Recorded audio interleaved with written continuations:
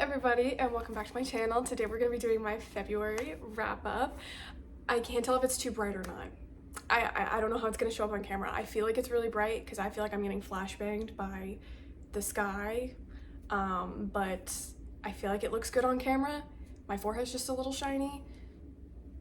Whatever, you know, nobody cares. Anyways, let's get right into it. My cat is going to be trying to bite my iPad and my tripod this entire time, but whatever. Okay, so as always, I will start off with my stats for the month, and then go into talking about books I have a little bit more to say about, books that I liked, books that I didn't like. So this month I read 31 books in total.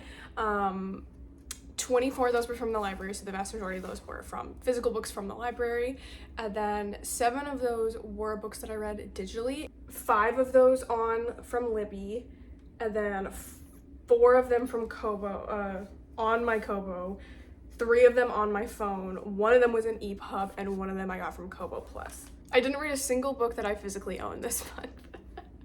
It was a month of library books.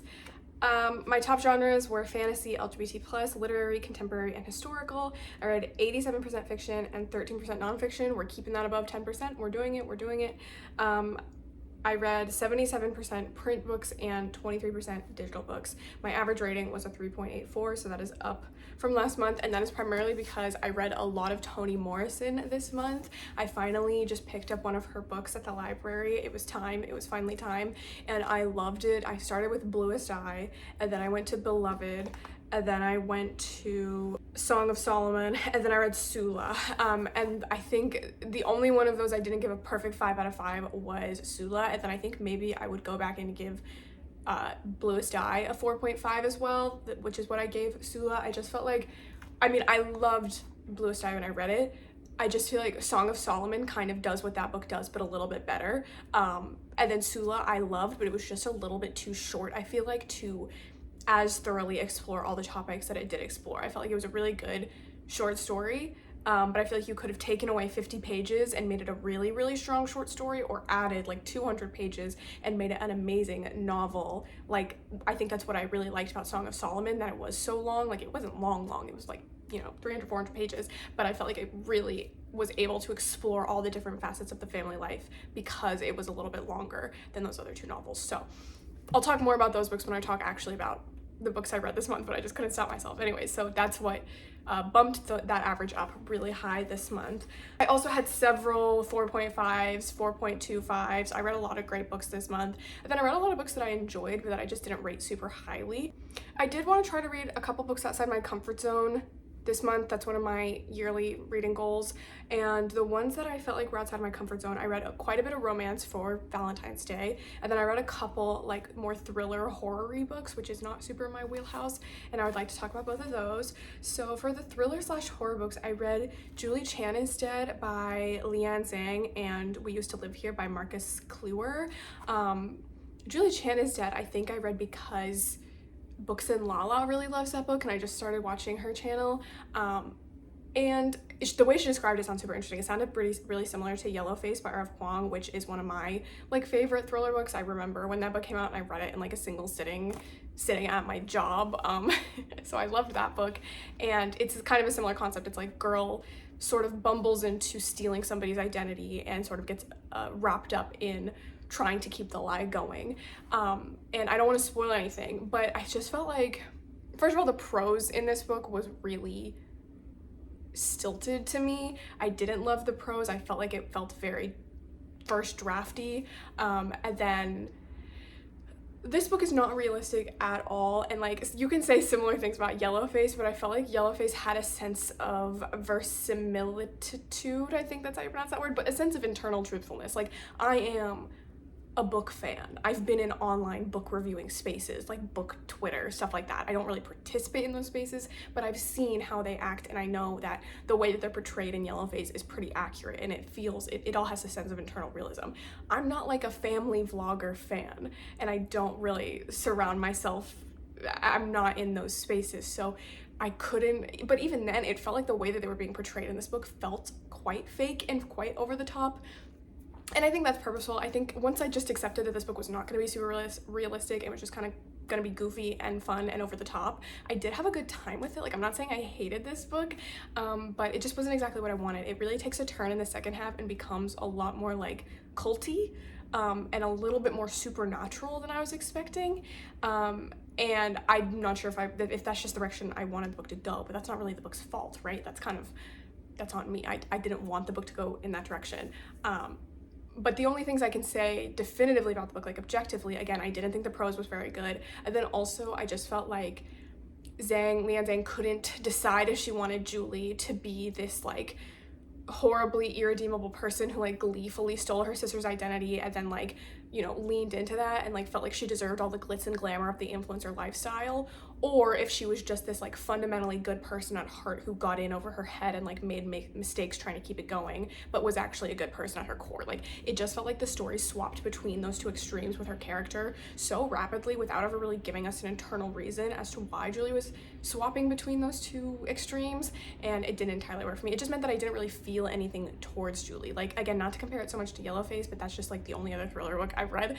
But with Yellowface, it's like the main character in that book is so horrible and so self-deluded that you are enjoying watching her scramble to try to keep up with this lie that she's built for herself, and are excited to watch her have it all be taken away and see her crumble. You can't really feel the same way about Julie. At least you can't in most times. So I just felt like I couldn't really care about Julie at all because I didn't feel like she had a super strong sense of character for her, and that just meant that the kind of ending didn't really hit for me. Like, I didn't hate the ending. I feel like I see a lot of people in the story reviews being like, I hated the ending, whatever. I just couldn't feel really anything about the ending because I just didn't feel anything for Julie in particular, because I wasn't either rooting for her downfall because she's a bad person, or, you know, rooting for her to get out of the situation that she was in because she's a good person who made mistakes. Like, it just didn't straddle that line well, I don't think. But anyways, didn't hate it. It was very fast-paced, very fun. I read it very quickly. And then We Used to Live Here. Again, I don't want to spoil anything. These are two books that I feel like you should go into pretty blind. Basically, the basic plot premise is that there's this girl, I think her name's Charlie or something. She lives in this house with her girlfriend. They have bought the house. They're intending to flip it, which, first of all, this is when I was like, what? They're like house flippers? I don't support that. I don't support buying crumbling down houses, painting them millennial gray, and then trying to profit off of them, okay? First of all, even when it's lesbians doing it. But she is living in this isolated house up on a mountain with her girlfriend trying to repair it, and one day her girlfriend is like out in town getting some supplies, and this waspy family rolls up to the door and is like, I used to live here when I was a kid, can I like show my kids and wife around? And she's a people pleaser, she doesn't want to do it, but she lets them in anyways, and then they just like, she gets worried that it seems like they're just like not wanting to leave, and she's like, how do I get these people out of my house? Super interesting plot premise, and like you can just tell this author really loves creepypasta and like internet horror stories, and in fact in the acknowledgements he shouts out r/no sleep and says that the story started out on r/no sleep, and I think that's just what led to the story feeling super derivative for me.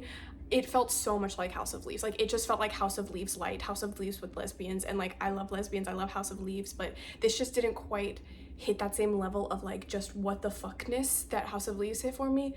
It's on this shelf somewhere. Yeah, she's up here. I love House of Leaves, and this book just felt like House of Leaves, but kind of done in a very boring, again, very accessible way. And so I can see you really liking this if you've never read House of Leaves, or if you like don't really like House of Leaves. But I don't know, I just was always constantly comparing it to House of Leaves in my head because they're such similar books and kind of premises, and I just felt like House of Leaves was so much more interesting for me personally. And then again, this book felt very r/no sleep, like SCP's foundation, in the ways that interest me the least. Like, I'm not really a big SCP person. I know what it is. I used to be really into like Slenderverse web series when I was like 13, 14. But so I'm like familiar with it, but I don't really read No Sleep stories or SCP Foundation stories. But my like least favorite convention is like this kind of need to categorize and define every single like horror element in a story and every single creepy thing that's going on. Like, everything has to have a name and everything has to have an explanation, and there'll be like these long lists of like how the house works and how every single thing in this creepy like alternate dimension works, and that just to me makes the mystery less engaging and makes the horror less scary. To me, not knowing how something works is always way scarier than like being told like, oh, this thing is called a visitor and people who fall into these houses are called this, and like this is how it works. And it felt like that information was delivered way too early in the book. Like it's setting up this really interesting atmosphere and mystery, and you're like, what is this house, who are these people, like what is really going on, like is the main character just unstable, or is this bad stuff really happening to her? And then it sort of tips its hand in the middle of the book, like way too early in the book, and just straight up tells you everything that's going on with the house and what the danger is and what, you know, is at risk, what will happen to her if she keeps like exploring, or if she gets stuck in the house or whatever. And it's like that made it so much less interesting because I'm like, I know exactly what's gonna happen now, and I know exactly what the house is. What's the point of even like keeping reading to find out what the house is? Like we know exactly what is going on. And then the rest of the story just wasn't engaging enough really to make up for that. It didn't break those conventions. Like if you give us all that information in the middle, I want you to do something with that information and like break my expectations, do something subversive, be like, okay, I gave you all this information but it's actually wrong, or like it's actually, here's how we're doing this, like it's changing. But instead it was just this very, again, you basically gave us the blueprints and then made us watch you build the house. And I'm like, I think this would be more interesting if I didn't know how it was going to play out so soon.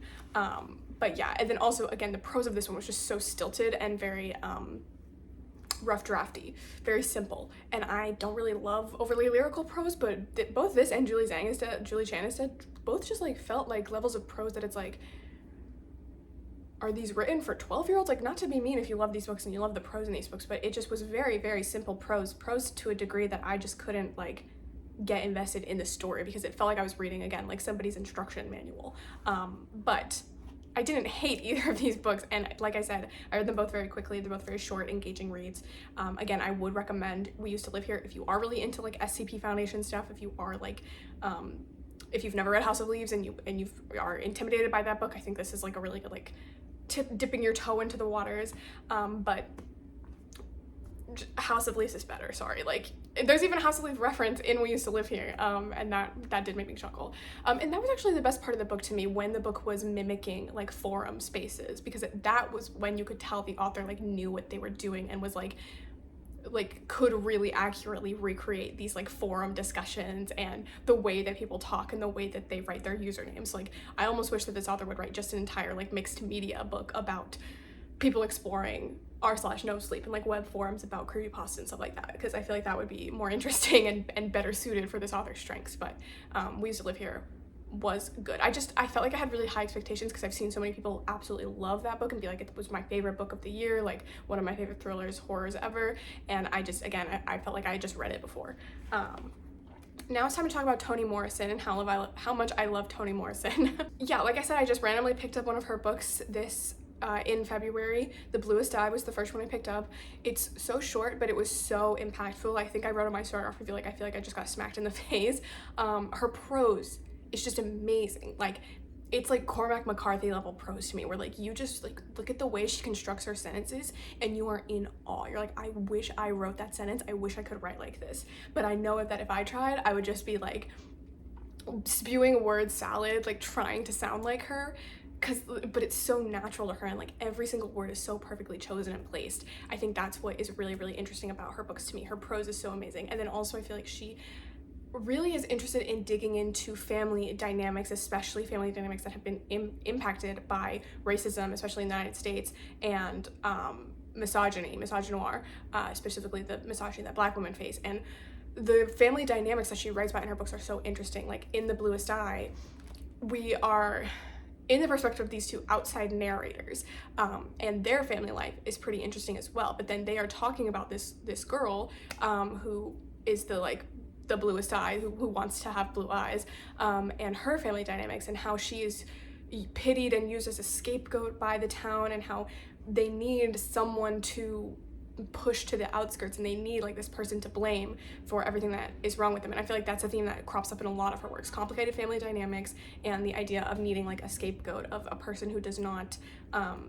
fall into traditional gender norms, especially what like a Black woman is supposed to be, or who has had bad things happen to them, and them being used as like a totem, a scapegoat for the community to blame. And how they are united in their hatred against a person. That idea crops up in so much of her work, in Beloved and in Song of Solomon and in Sula. And yeah, I loved all of her works. I think my favorite is probably Beloved or Song of Solomon. I loved both of those.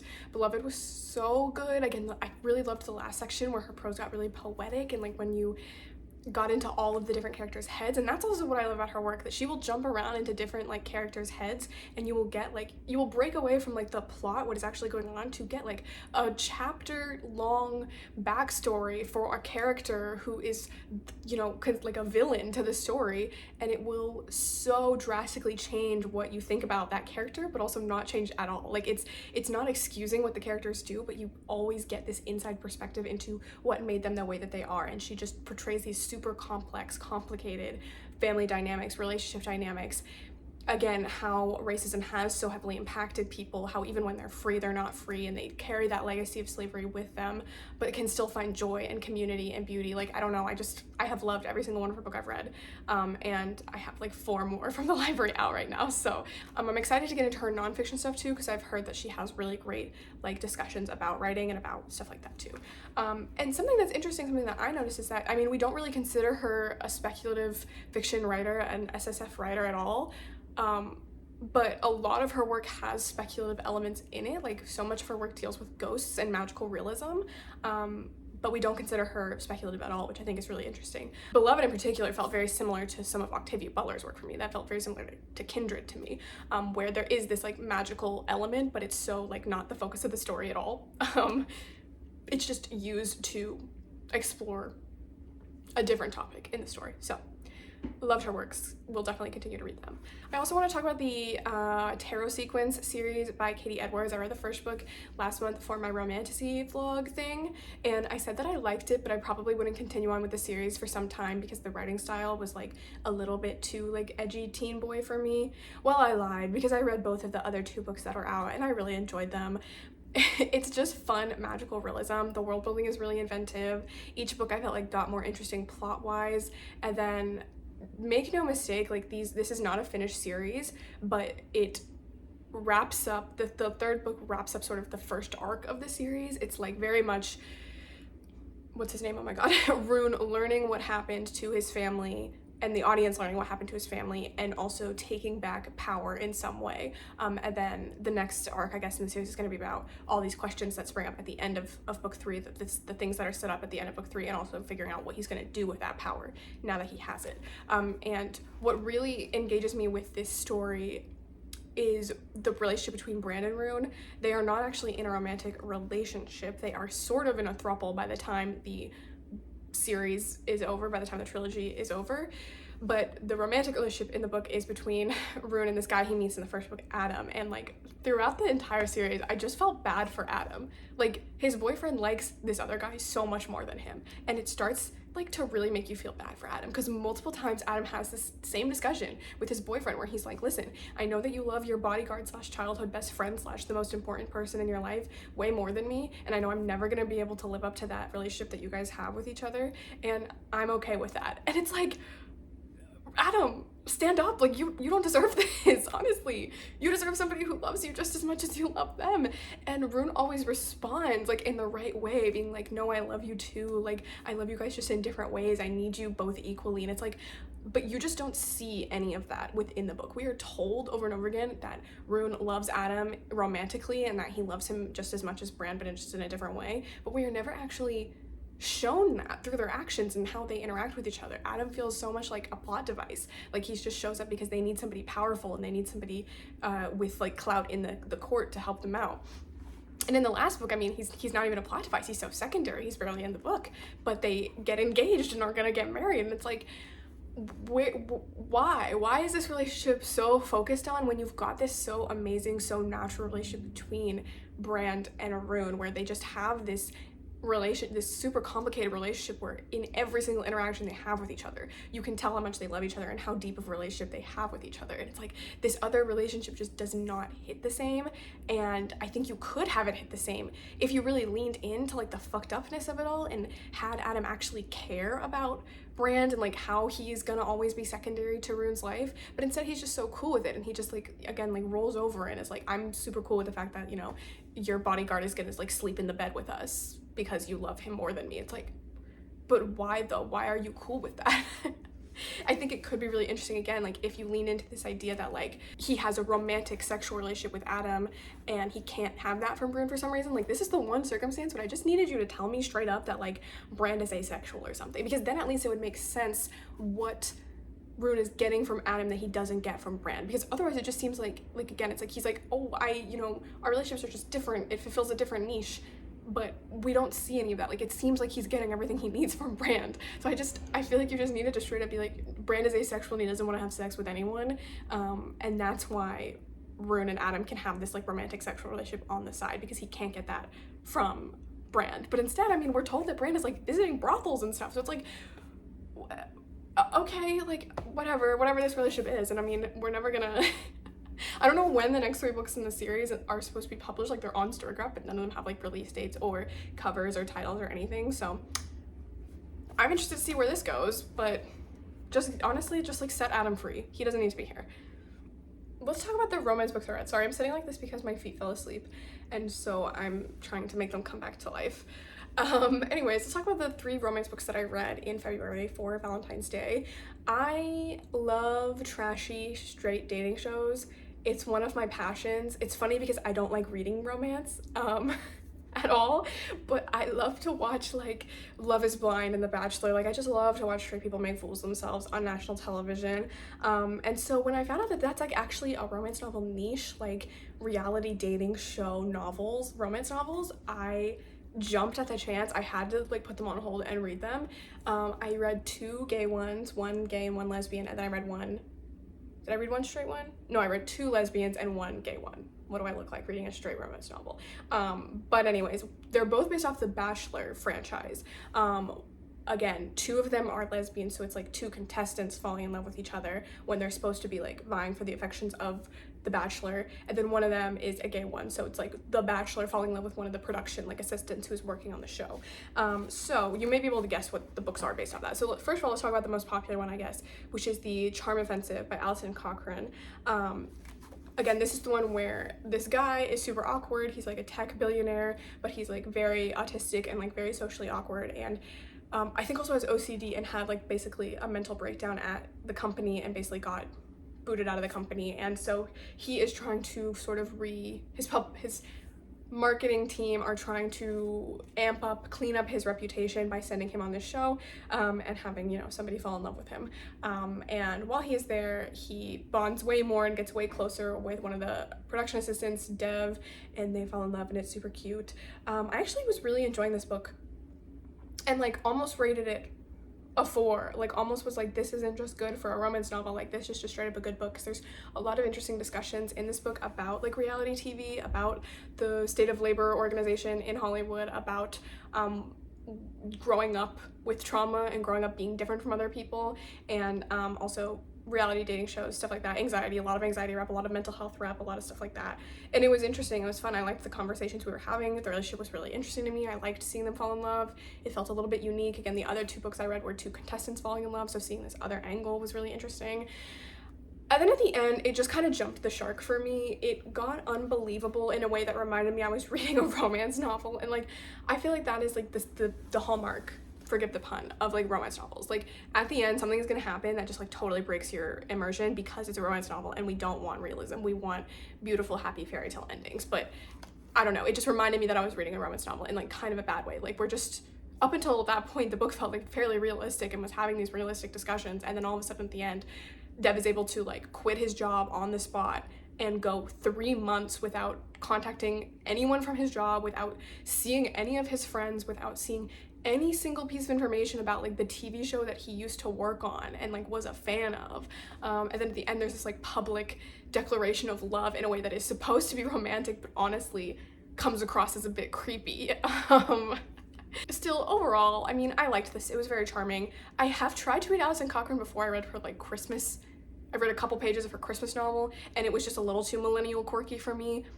Also, another thing I didn't really love about this book is there's so much discussion of asexuality and like demisexuality in this book, despite the fact that like neither of the leads identify as such. And by the end of the book, it's not about them realizing they are asexual or demisexual. By the end of the book, they're still like, no, I don't think that's it. Like, I am sexually attracted to people and I don't identify as asexual. So it's like, why do we have so much discussion about asexuality? Like, multiple times we bring that up, and we have other characters telling the main character, do you think you're asexual? Do you think you're demi? Like, what's, like, you said you've like never considered yourself gay before, like, are you asexual? Are you demi?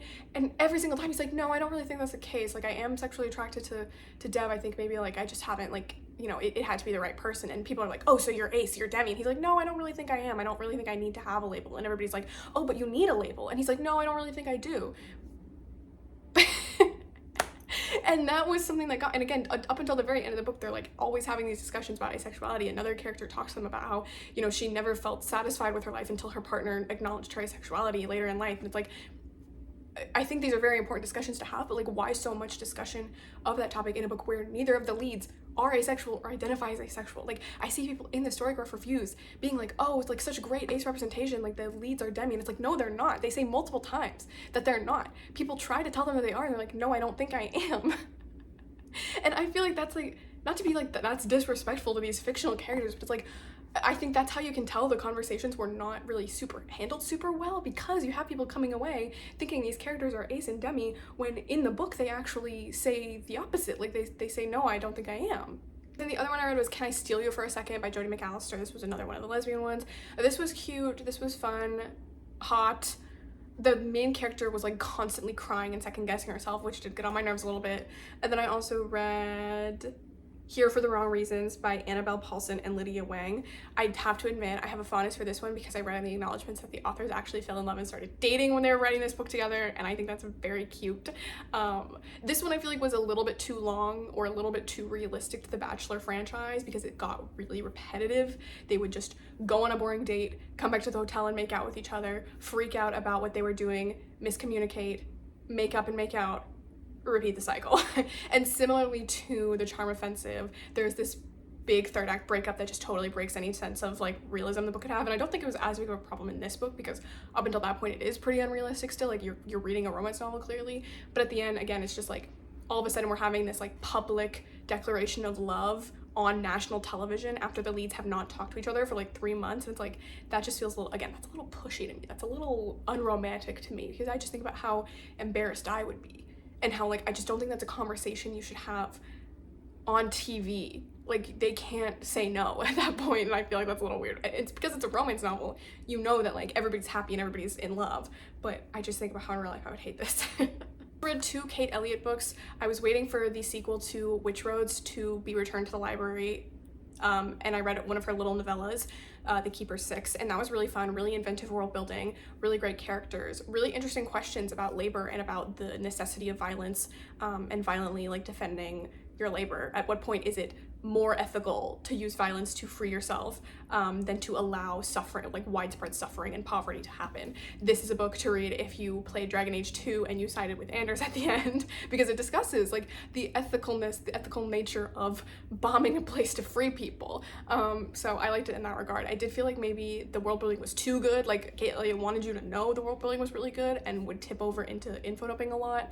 And then there's a romance that I thought was very actually sweet and I liked, but it kind of just like fizzles out and doesn't really have a super satisfying ending to it. Like, he sends her a letter and it's like, maybe he'll come see her in the future, but it's like, I wanted him to come back into the story in person and talk to her, even if like it wasn't like romantic at that moment. I just wanted to see him again, and we don't.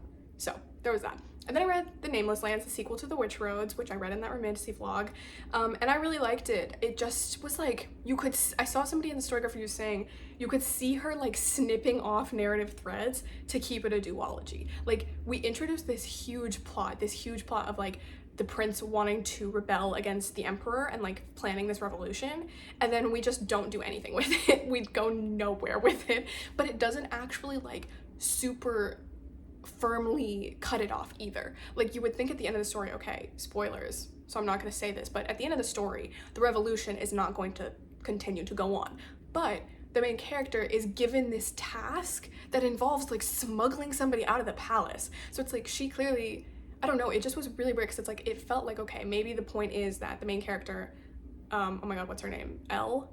I think maybe Elle. That the main character doesn't want to be involved in court politics and just kind of wants to go back to her village and live her life.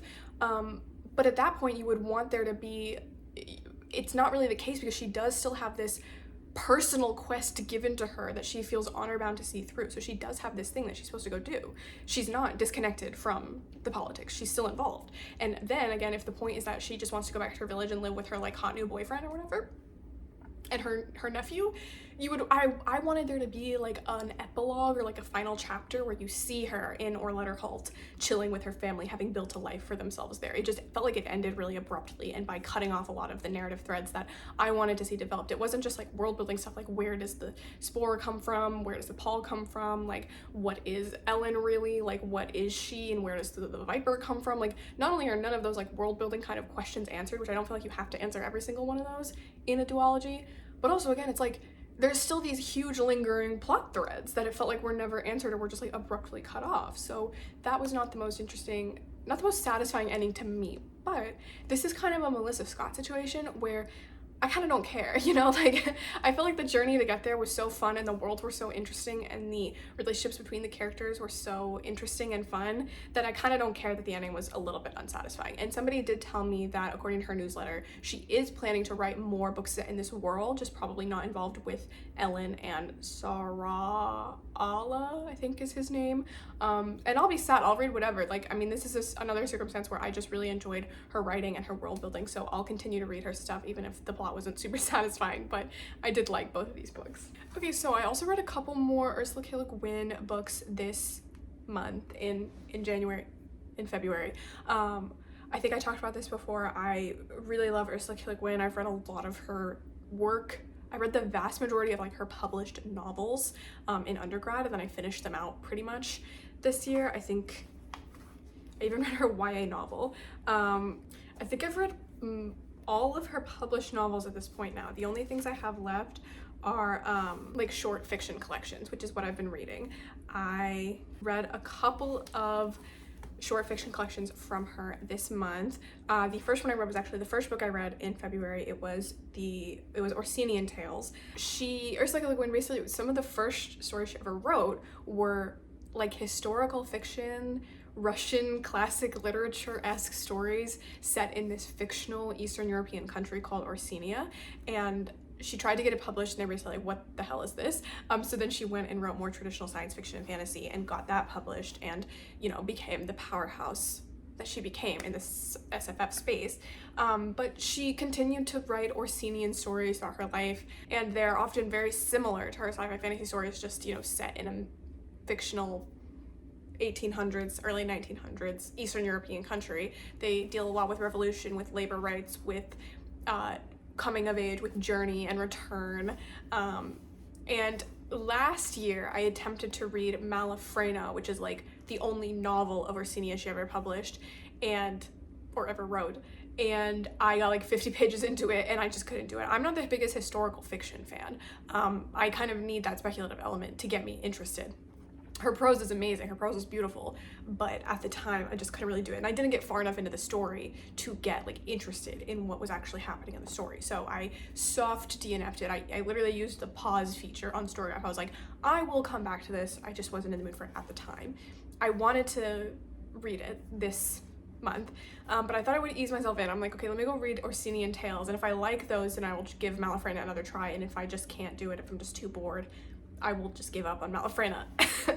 And I'm glad to say I did like Orsinian Tales. Again, I do feel like it's just a little bit too pure historical fiction for my taste, but the prose is still amazing. I did appreciate that a lot of these stories were like very complicated. Like it was not a very clear-cut case of here's the good guy and here's the bad guy and here was the right decision for this character to make and here was the wrong decision for this character to make. It was just a lot of like really complicated people making really complicated decisions and sometimes making like the wrong decision or making the least bad decision they could make in their situation. So I did enjoy that. I thought it was pretty interesting. My favorites were Ely Forest, Brothers and Sisters, A Week in the Country, and The Lady of Moge. Yeah, a lot of these are very male focused stories. The ones I enjoyed the most, I think, were the ones with prominent female characters or doing something interesting with the male characters. That's why I really liked The Lady of Moge. It felt like a very like feminist story, very female oriented story. So I read that one, and then I read Cheek by Jowl. This is very different from Orsinian Tales. This is an essay collection. Well, not really. Yeah, an essay collection written about primarily children's fantasy, children's literature, and the perception of fantasy, especially for children, especially in the portrayal of animals, talking animals, fantastical animals. It was so interesting. It's a very short edition published by Aqueduct Press, who I love because they republish a lot of Eleanor Arnason stuff, and I love her. Very interesting little book. I really actually do want to buy a copy of this because I just really enjoyed it. It's a beautifully put together work, beautiful looking work. There's a lot of cute illustrations and stuff. A couple, I think, of the essays I had read before, but the vast majority of it was this essay about Le Guin exploring the representations of talking animals in children's fantasy literature, and I had never read that before, and it was so interesting. I really enjoyed it, so definitely recommend this one, even if you've already read like a couple essay collections from her. It felt very unique. And then I also read Buffalo Gals, which was actually quite similar to that in the sense that it was a lot about animals. This one was a short story collection, and it dealt a lot with human-animal relationships, and you can really see the seeds of what would become Always Coming Home, this kind of idea of rejecting this very white Western concept of a hierarchy of nature with humans at the top dominating and everything else below serving humans, especially white men, in favor of a more interconnected, interdependent, reciprocal, there we go, I found the word eventually, in favor of a more reciprocal, interdependent relationship between humans and animals. Really interesting. And I had read a couple of the stories in here before, but the vast majority of them were new. So I also read The Compass Rose, another short story collection.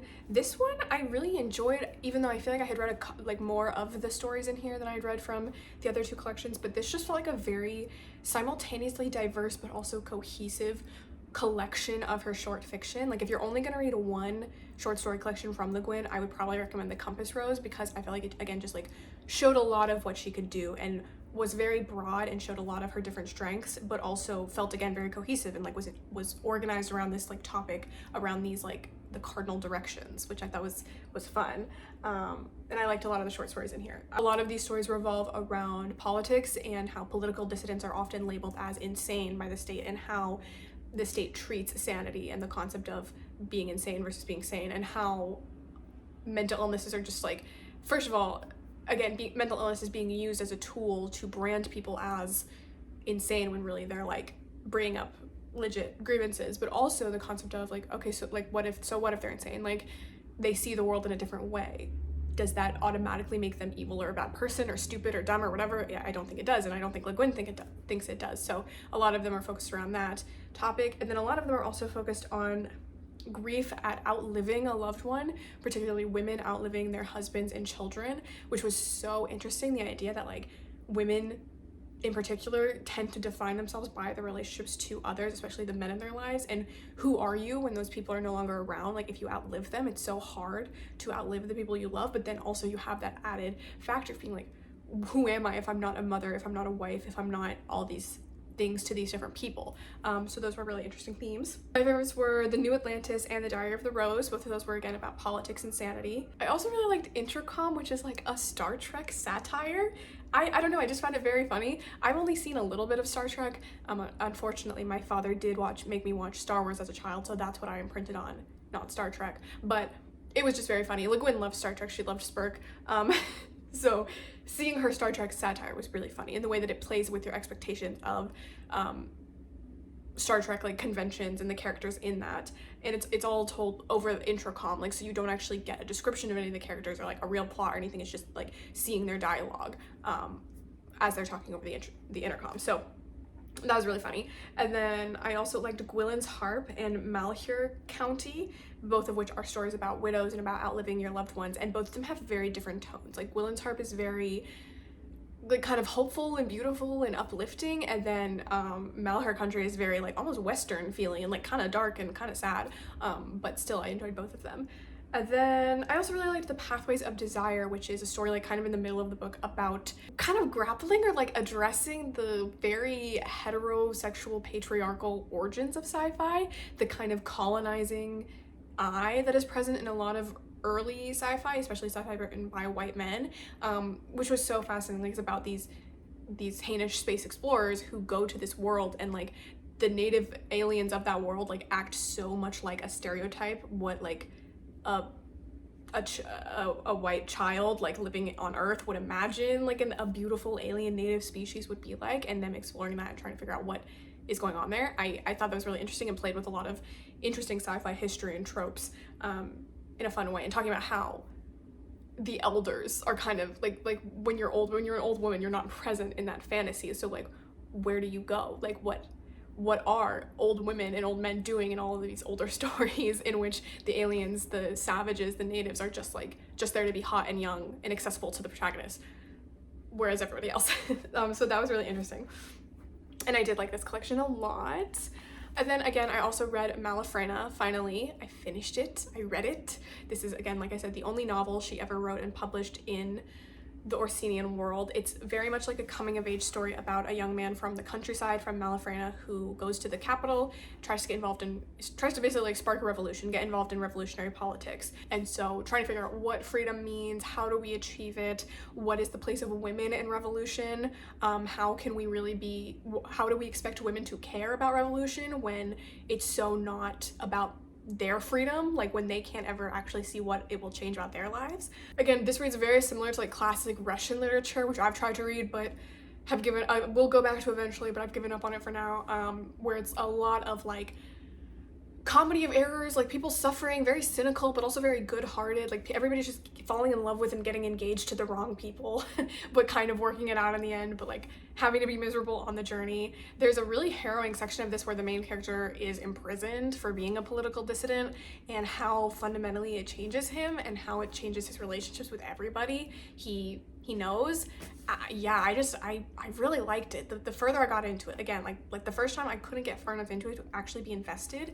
I basically just read the first part where he's in the countryside and I was not interested. But once he actually goes to the city and starts to go through this process of learning what revolution is and making all these friends and getting involved in like city politics and stuff, I just got really interested. I really ended up liking Itali, the main character. I also really liked his sister Laura, and again the contrast between them, how they both really wanted to do things that changed their surroundings, their circumstances, and Laura wasn't allowed to do any of that because she was a woman, whereas Ital was able to just say, no, I'm going to the city to start a revolution, and she had to be the one to stay. But even then she wasn't allowed to like run anything on the farm. They were always waiting for Ital to come back. So cool stuff with her as well. I also loved Andre the poet. I also loved the fabulous Baroness Eloisa. She was really cool. Again, the concept of how do you take power as a woman in this kind of society? What kind of a woman do you have to be, and how do you get involved in politics, and how does that look? How is that different from being a man involved in politics, especially when you get the question of class? She is a high class woman. Ital is like a lower class man. So interesting. I loved her, and I loved their relationship dynamic too. This is so similar thematically to The Dispossessed, and Le Guin even points this out in the introduction to the Library of America version, which is the version I got from the library. I do highly recommend like finding the introduction to this edition somewhere, because it was really fascinating to read. She wrote this novel again like as very early on in her career, and then just sat on it and revised it periodically every 10 years or so as her career went on, and then eventually was able to publish it. And seeing her notes and seeing like what she thought of it was so interesting, and seeing how she was like, yeah, it's kind of like very similar to The Dispossessed, with its messaging about how, you know, true journey is the return, and how you can never really return to the place you were because the journey will leave you fundamentally changed. How home isn't really a place, it's a feeling, it's a person you carry home with you. Characters being tormented. I mean, even in her non-sci-fi fantasy, like she manages to kill off a bunch of characters and make me so depressed. But in the end, I just really liked it. I was really gripped by Ital's story and the stories of everyone else around him. Again, the prose is so beautiful. The second to last chapter of this book has like the best title I've ever seen. It's called The Necessary Passion, and I haven't been able to stop thinking about those 3 words. I love that phrase. I love the necessary passion. If I ever start a band, I'm naming it The Necessary Passion, and nobody's allowed to steal that. Actually, you know what? Honestly, steal it, because I just want there to be a band called The Necessary Passion. I will be your biggest fan. Yeah, I don't recommend starting here with Le Guin, but like definitely if you're a fan of her, I think this is a worthwhile read and a really great book and a really interesting book and interesting work in her career. And they're reprinting this. Like literally the day after I finished Malafrena, Saga Press announced that they're going to be reprinting a collected Orsenia with Malafrena and Orsinian Tales, because I believe both like hardcover versions are pretty hard to find in the US. There's a first edition hardcover, which is out of print and quite expensive, and then there's the Library of America version, which is also out of print. So I'm glad that there's going to be a new edition of that now.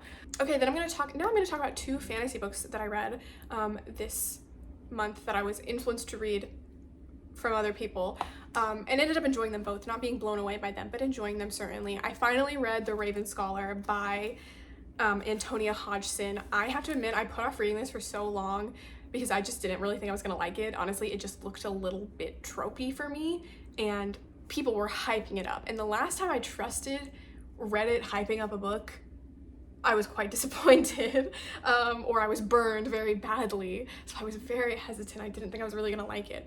But I finally read it, and I really enjoyed it. I thought it was a very solid book. I didn't love it, and I gave it like a 4-star, and I can see stuff that I can criticize about it, but it's just a very fun, engaging, plotty read. And I believe the author has published before, but it's only, like, this is her first fantasy novel, and I think for her first fantasy novel, it's a really great debut, really interesting work. This was less tropey than I feared it would be. Like, the tropes felt like they were utilized well within the story and weren't oppressive. Like, I thought everybody in this world was like part of an animal faction, which again is so tropey to me and so like YA to me, but it's only like certain people, and if they're like monasteries that people join. So it's like, okay, I'm okay with that, I'll accept that. And then like the trials to become emperor, they're honestly like, they're a part of this book, but they're only a small part of this book. It's not all about the characters going through the trials to become emperor. It's a very fast-moving and engrossing plot. It reminded me a lot of Uprooted by Naomi Novik, where it's like, every time you think you know where the plot is going, we go a step beyond that somehow. And so it's just like constantly moving and constantly developing, and there's never really a dull moment, even though it could feel repetitive. I think with the trials, like that's kind of why I don't really like trial-heavy books, because it feels like they get quite repetitive. It's like, okay, they're preparing for the trial, they're doing the trial, aftermath of the trial, done, repeat. But with this book, you kind of are constantly kept on your toes with all of this stuff that is getting thrown in and all of these things that you are discovering and finding out and going beyond. So I did like the plot. Endearing characters, some of the characters are complex. There's a couple too many characters, I think. A couple too many side characters, because it felt like a lot of the side characters did fall into kind of the tropey stereotyping, embodying the aspects of their house, of their monastery. But the 2 main characters and a couple other side characters as well were very interesting and very likable, except the ones that are meant to be likable. While the Empire doesn't entirely ring as truthful to me, like the world building behind the Empire, like I just don't believe that you can have an empire, an emperor, without having like the lifelong ruler part of it. I don't believe that any emperor would willingly give up power after like 24 years. And I don't believe that you can have that kind of system without somebody who is willing to take power, utter power, derived from the gods, lifelong power.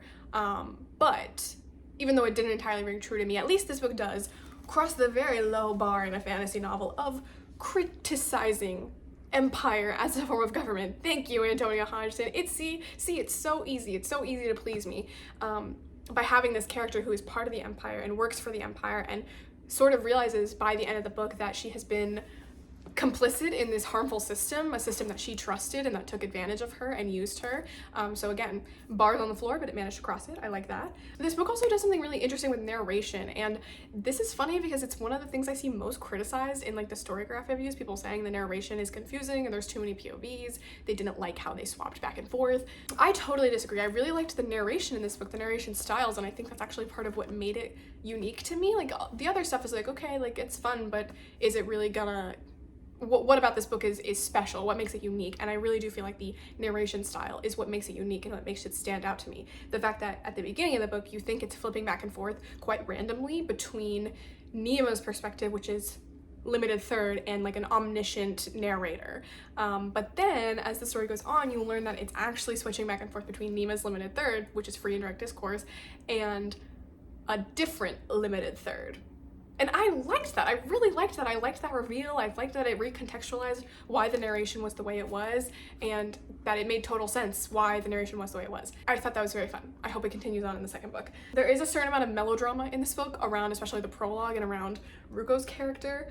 I don't think it's gonna work for everybody, but it worked for me. I love toxic twins. I love fucked up twin dynamics, and I love characters who buy into sunk cost fallacy and who have done something so bad that they feel like they cannot stop doing bad things, because then it makes that sacrifice worthless. They have to keep going with what they're doing. He reminded me so much of Bar Cormorant and Wang Baoshang, who are some of my favorite characters from fiction. I love like a tormented person who did something bad to people they love and now they feel like they have to keep doing that. I don't know, I love it. Am I the only person who has ever compared those three characters together? But I liked him. I'm excited to see what happens with him in book 2. Again, I have some minor criticisms, mostly around, people say it and it's true. This is a criticism I do agree with. The characters act really young for their ages. They're supposed to be in their 30s. They act like teenagers, like young teenagers. And a certain amount of this I could see being defensible. Like, I think there is something purposeful going on here about trying to compare imperial court politics to a very juvenile, like almost high school feeling jockeying between people for power. Like, it's supposed to be portrayed as like ultimately so frivolous and like such a stupid waste of their time. It's so juvenile and so, you know, dumb. But the main characters, the characters who are not supposed to be part of the imperial court, also act so young and so juvenile in places and so emotionally stunted, and it doesn't read as entirely truthful for their ages. Like, you could read them as 17 and I feel like the book would feel exactly the same. This is a very diverse book, but in a way where I came away feeling like it wasn't entirely embodied. Like, it's diverse on the surface in the sense that there are characters of all races and there are side characters who are lesbians and the love interest is bisexual, but none of that is really focused on or really centered in the story. Like, again, the love interest is bi, but the relationship is the main focus of the book is male-female. The side characters are lesbians, but they're barely in the book. There's racial diversity, but it's never, like, racial discrimination doesn't exist in this world. The only kind of discrimination we get is like the jockeying between the monasteries and this idea that like they don't like the commoners. So there's class discrimination, but like no talk about any sort of racial groups within this empire and any sort of tension between racial groups in this empire, which is especially, I don't know, lackluster feeling when it's revealed like 500 pages into this 600-page book that the main character is black. And I'm not sure if I'm reading this entirely right. I'm pretty sure she's supposed to be black, because at the very end of the book she's like seeing this vision and she sees what she describes as a woman with black skin lying on the ground, and she gets closer in this vision to this person and realizes it's herself in the future. So she has black skin. She is black.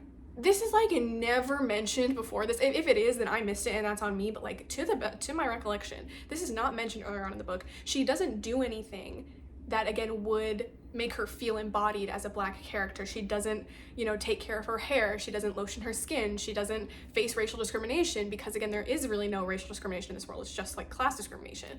So when you're given that tidbit of information at the very end of the book, like, I don't know, is it supposed to be not like a plot twist, but like something interesting, like, oh, we expected this character to be white, or I was interpreting her as like ambiguously brown before. Like, I just interpreted her that way, but I didn't know she was specifically supposed to be black, which I feel like is such a difference, right? Like, it adds something that just making her ambiguously brown doesn't. So I don't know, again, I am white, Antonia Hodgson is white. I don't know if I should be talking, like, you know, I'm definitely not the authority on this, but knowing it comes from a white author, I think is what is making me not even have a criticism, but just want to bring up how this diversity is actually represented within the text. Like, I would rather have this, I would rather have like somewhat surface level seeming diversity than to have all of the characters be, you know, white and straight. But I think we can still criticize how real those characters feel, how authentic those characters feel, and how that aspect of their character is embodied within the story. So let me get off my soapbox. But again, all of those little criticisms don't really impact how I feel about the story. Like, none of those things really made me hate or dislike the story or feel anything more than like, oh, you know, I wish that they had done this. It's like just minor criticisms that I have of the story. However, I can't say I loved this book, and I can't give it anything higher than a 4 because I was burned so bad by Shadow of the Leviathan by Robert Jackson Bennett. I can't really decide how I feel about this book until I read the sequel and I know whether or not it was a fluke. Like, I loved The Tainted Cup. I loved that book. I had some, like I said, like with this book, I had some criticisms, but it didn't impact how I felt about the story overall. I just really liked it. And then I read the second book and I didn't like it at all. And I was so let down and so disappointed. So like, I don't want that to happen to me again. I am waiting. I am reserving my judgment. I am not letting this book have my full heart until I read the sequel and I can see where the story is really going. But I did like it. I really liked this. It was very fun. I do recommend. The hype is true. The hype is real. Read this story. And then I also read Asunder by Kirsten Hall. Where did I come up with White? Asunder by Kirsten Hall. This is a very fun, like, inventive traveling fantasy book about this woman, Karis, who accidentally soul bonds this man's spirit to her body, and they urgently have to break this bond before one of them like starts trying to take over the body and like squashing the other person's mind. And also Karis is serving this like demon god who might kill her at any moment, and also the other guy, Farain, is like an ambassador from this enemy nation, and if he dies or vanishes, then like it could lead to war between their countries. So it starts off with this really great premise and this really interesting, disgusting fantasy world, which is a compliment. I loved how disgusting this book was. But the book's very quickly becomes quite episodic and meandering. We go on a lot of side quests. We get betrayed over and over again. We pick up a lot of companions and side NPCs. And don't get me wrong, I actually liked all of this stuff. I liked the side quests. I liked the individual little journeys. I liked the side characters that were being introduced and how I think they're gonna be lesbians. But the plot setup is so urgent that the entire time I was reading these like journeys, these side quests, I was like, we don't have time for this. Like, they're gonna explode at any moment. We gotta get to the city and break them up because they're gonna die. They're gonna die immediately, like, if this doesn't get fixed. So I don't know, I just feel like if you want to have this very like meandering episodic traveling quest fantasy, you need to have less of an urgent premise for the book, or you need to like find some explanation in the story as to why they're not hurrying faster. But I still enjoyed it. I did feel like the relationship between Karis and Farain is really interesting because they are stuck together and they sort of slowly start to become friends and learn more about each other and can see each other's memories sometimes, and honestly sort of start to become codependent, and their personalities start to kind of weave together as the like boundaries between their selves start to weaken the longer they spend together. But then I thought it just tipped over into like outright romance way too quickly at the end. It happened very abruptly. All of a sudden they're just kissing. I'm like, he doesn't even have a body. How are they doing this? Overall, I liked it. I mean, I went into this thinking it's a standalone. It's not listed as a series on Storygraph, but it's so not a standalone. Like, it ends on a crazy note. And I'm gagged, like I need the sequel. And apparently the author did say in a newsletter that she is writing a sequel, but Tor have like declined to publish it basically. So let's get the campaign started. Hashtag Tor publish the Asunder sequel, because I need to know what's gonna happen. And also I feel like, again, it's hinted that the side characters are gonna be lesbians. And I'm not crazy. I feel like it's hinted that there's gonna be a throuple. Like, she was way too into Farain's ex-fiance. She thought she was hot. And I feel like the way that the plot ends at the end of Asunder, those two characters are gonna have to get together and try to find Farain. So it's like, I could see a throuple-esque situation happening here. And we're never gonna get it because Tor hates when authors take more than a single day to write a sequel. Like, please, don't do this to me. But anyways, I did enjoy Asunder. I just, again, feel like this is a book where we really need a sequel. And I don't think Tor's gonna give us one, but maybe we can change their minds, guys. Okay, that is it. This video is gonna be so long, but I'm finally done talking about the 31 books I read in February. Let me know what you read in February, if you read any of these books, what you thought about them, and I will see you in the next one. Bye.